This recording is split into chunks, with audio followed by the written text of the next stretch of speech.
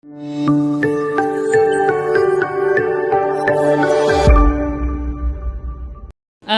would say that agroecological enterprises, they kind of offer a unique combination where if you want to have a sustainable food system in the future, you need to make sure that rather than extracting or linearly extracting and taking from the system, you need to add to it, because right now it's going a bit of a downward decline, and you want to have businesses and enterprises that really regenerate, that bring that innovation, but that also really bring social equity. So it really kind of like lifts the system up in that sense, and I think that's quite unique when it comes to an agroecological enterprise, that it's not something that other more standard enterprises offer. When it comes to transforming food systems, I think you kind of need a holistic approach.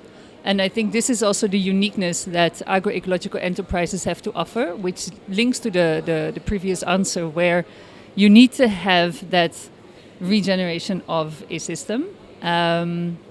And it's uniquely positioned to bring along small farmers, to empower them, and to kind of level that playing field. So the unique angle from agroecological enterprises to contribute to a future of food system, like we've seen with the venture building that NVU does, we see that a systems approach, I think, is key to get a sustainable future of food systems, where you need to, you can't just have an enterprise that makes money. You kind of need to make sure that you have a positive impact on both people and planet in order to make that food system sustainable in the future. It's a bit more, this is even like a general question. I think that entrepreneurs anyway, especially in a challenging sector as agriculture, and especially when it comes to agroecology and the agroecological sector, entrepreneurs just need support to overcome initial hurdles, because you need to have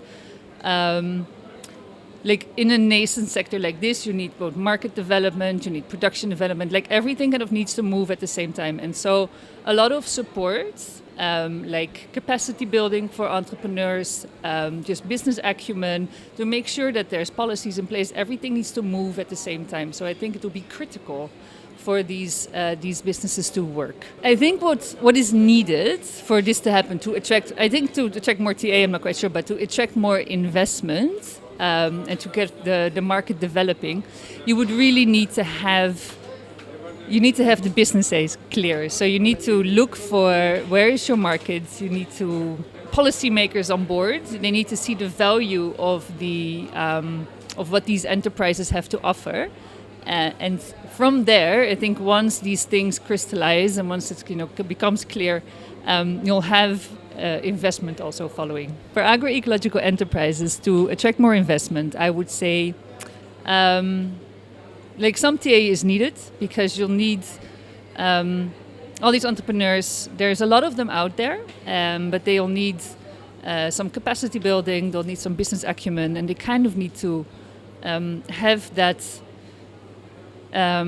commercial trajectory in order. You have to have your business, or your business case needs to be validated. You need to have your financial models in place, and once you have that, and you have kind of like the long-term model, that's where investors are keen to step in. And then one of the main things is that nowadays, as an impact investor, you're also looking for the specific impact that agroecological enterprises make.